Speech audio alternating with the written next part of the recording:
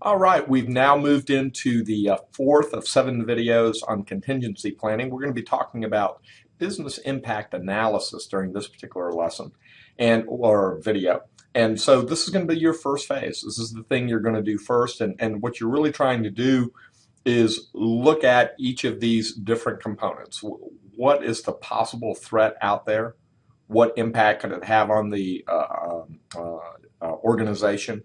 What's the attack success scenario development? And here, a lot of times, what I'll try to do is think about what is the most likely attack and what is the most dangerous attack, and try to prepare for each of those. And to be quite honest, this actually bridges over into lots of other things. If you're preparing to interview for a job and you're going in for either that telephone interview or for the face-to-face, you probably want to think about, well, what's the most likely question they're going to ask?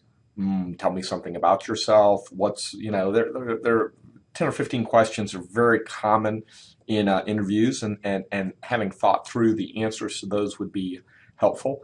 And then think about what is the most dangerous thing they could ask you about. Could you explain this video or these pictures from your trip to Las Vegas?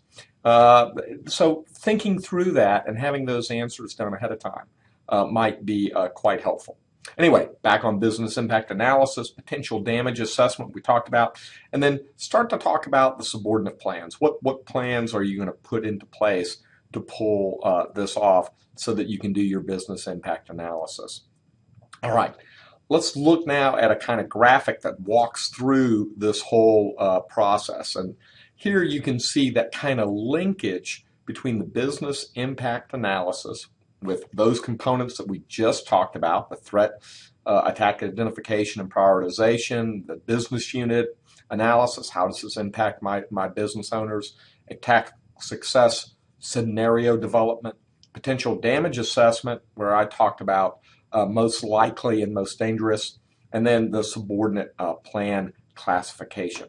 From there, it links into each of these components within incident response planning, disaster recovery planning, and business continuity planning. So your kind of precursor step is always going to be this business impact analysis. All right, well, let's do a exercise now, and I'll go ahead and put this up so you can look this over and think about it. So just think about, a fictional accounting firm that's based here in Atlanta.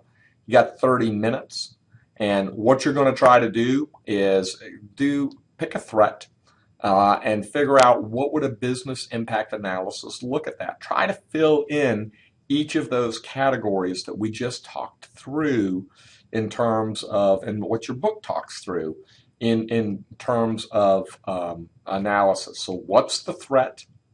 What's the priority of different types of threats? What's the business unit impact? What impact will this have on the business unit itself? Of the different types of attacks and threats out there, what's their success scenario? What damage could occur? And then what's our plan? How do we handle that?